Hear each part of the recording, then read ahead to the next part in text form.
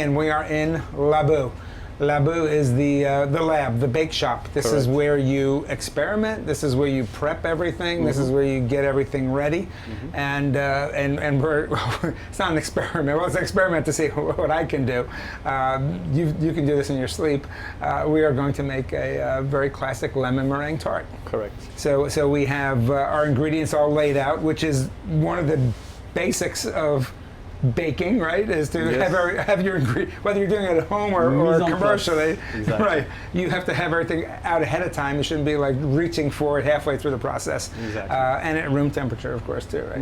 Well, it really depends. I mean, we're gonna warm things up. Depending on what you're working with. Exactly. Correct. But we're gonna warm things up. Okay.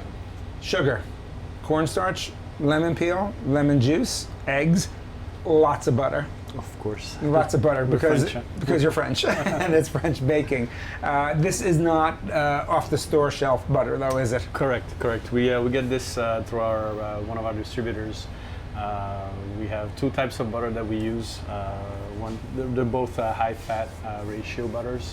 One is a little bit higher than the other. The lower percentage ones were about 82%. What does like a store-bought butter typically have in fat content? Like around 75-80% or so. So just that those few points make a big difference. Exactly, they do. But again, you can tell it's the water content too. You can tell when you melt a store-bought butter, it just has a different sort of consistency, doesn't it? Correct. Okay. So what are we gonna do? So we're gonna start off with doing our lemon curd. As Hank said, we have those basic ingredients. So it's one of the simple things that we make here, and it's a very classic French dessert. We do it in the mini tarts, for individual size, but we also scale things up. So we'll first start off with our curd, and then we'll finish it off and make our meringue as well. Okay. Okay. So the procedure is very simple. We're gonna take our sugar.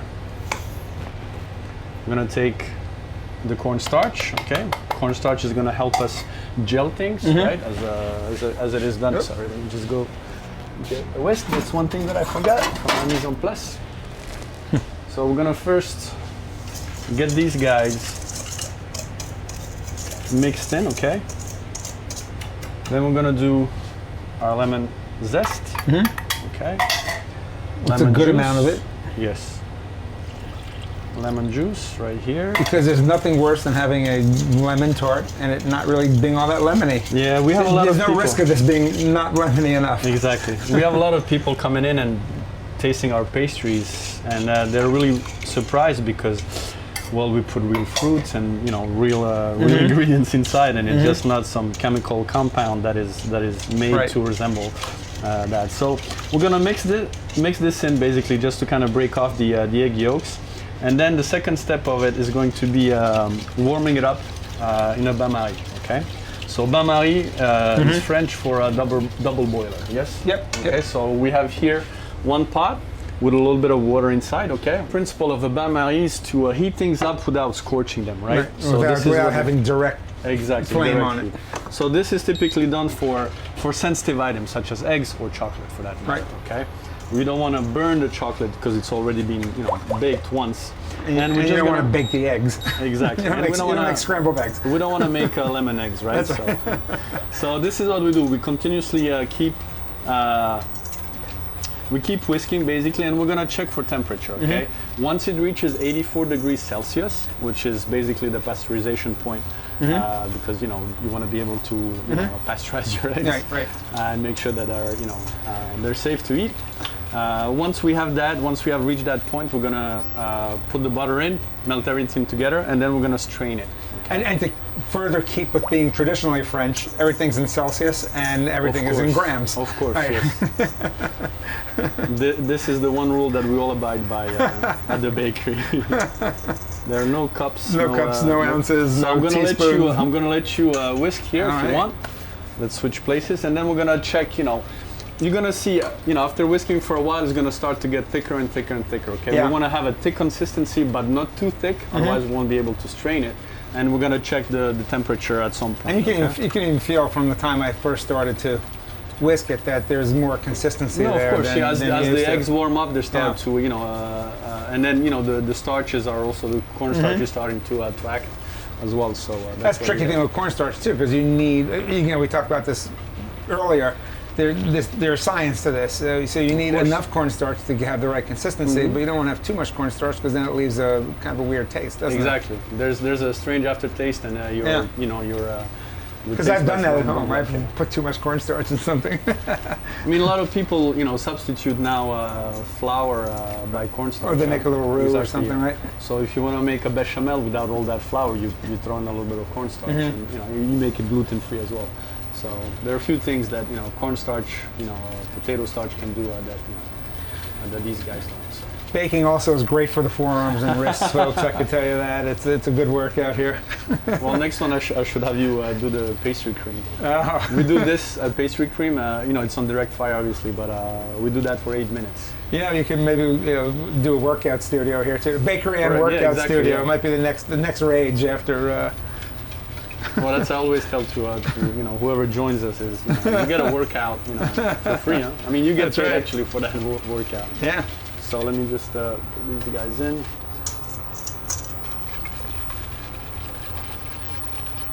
So the water is starting to warm up. We're getting there. I mean, the main thing is to keep whisking, honestly, and just make sure that you combine all the ingredients together, and then you'll see it thickening up. It happens pretty quickly, I know. Yeah, it depends. My wife bakes at home. You can start to really, as you're whisking, you can see it thickening. Exactly. I mean, we prepared. We did the mise en place a little bit ahead of time, so everything has come down to room temperature. But this is one of the basics, creams that we do in France. I mean, a pastry cream also is one of it's maybe the most essential thing that as a pastry baker you have to know. We use exclusively egg yolks and not the whole eggs because it gives us a more creamier texture, richer texture as well. The way you bake, you're using true ingredients. So if you're getting specialty flours and getting them milled for you properly, that's not like buying a bag of Pillsbury off the shelf. Exactly. If you're using vanilla bean paste and vanilla syrups and what have you, those are not cheap. They're in fact they've gotten more and more expensive. Exactly. And so there's nothing imitation up on that shelf. I can see what you're using, but you can smell the lemon from this distance, which again tells you something because you can achieve a color commercially, of course, to make a lemon dessert, but for it to actually taste and smell the right way too takes using real ingredients. It's important. I agree. So now we're starting to thicken up a little bit. Okay, so we're just gonna insert the probe in here. I'm just gonna check the temperature real quick. So you can see it's steadily climbing up. So again, that's part of that science, part of that precision. Exactly. You've got to get to the right also temperature. science, but there's also the food safety aspect of things. We want to make sure we pasteurize everything. So we're almost there. Huh? We're going to be targeting. We're going to be at 80 degrees, a little bit more. But you can see at that point, it really starts to thicken, right? Yeah. So we're going to keep going until we reach that 84 degrees, until we're thick enough. All right, so we're at 84 degrees and our curd is quite there. Okay, we're just gonna keep it for a little bit. And now we have a nice thick mixture, very even. The beauty of it is I can see from here, it doesn't look like lemon paste or jelly. It really looks like it looks like lemon cream. Right. So all that butter. Yeah, we don't want to miss any because there wasn't enough in there already. So the butter is gonna melt obviously with the hot mixture, and it's gonna also cool things down a bit, right? And after we've dissolved all of the butter here, we're going to strain it into a container, and typically we would cool it off. We would let it cool off, for half an hour. And then put it in the fridge to drop it down to 41 degrees or below at all.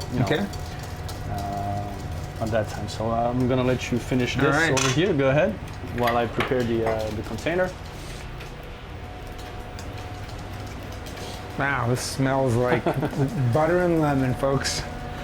Too bad we don't have that smell-o-vision option on the camera yet. Might come very soon.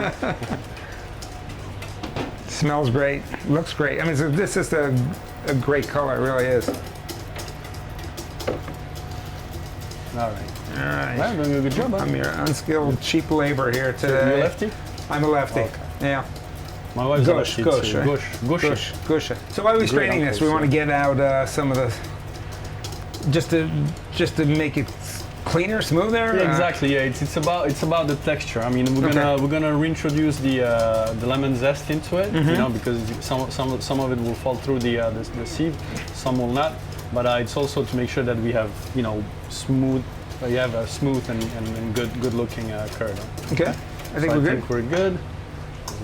I did it. The next one you're gonna do on your own. Right? All right.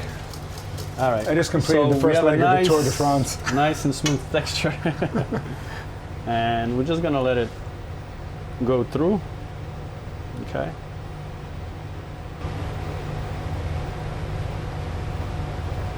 The quality products, you know, they demand extra care and attention to what we do. So. Right, they're not loaded with preservatives Exactly. to begin with, and I mean, you know, the end result is going to be significantly altered if something is not clean or, you know, done properly beforehand.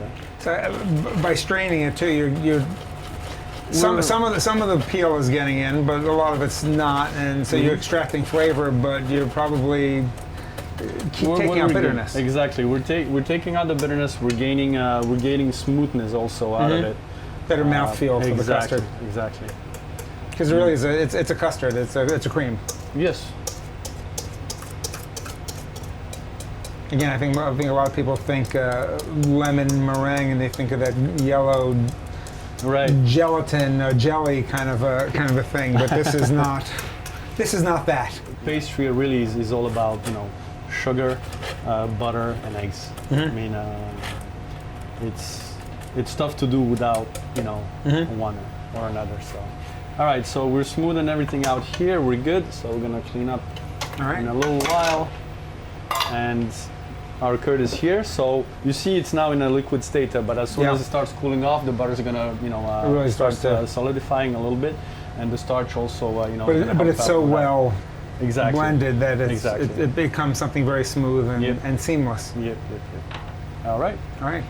So now we're just gonna film it real quick so the top doesn't crust. Okay. And now we're gonna let it sit, you know, and cool off.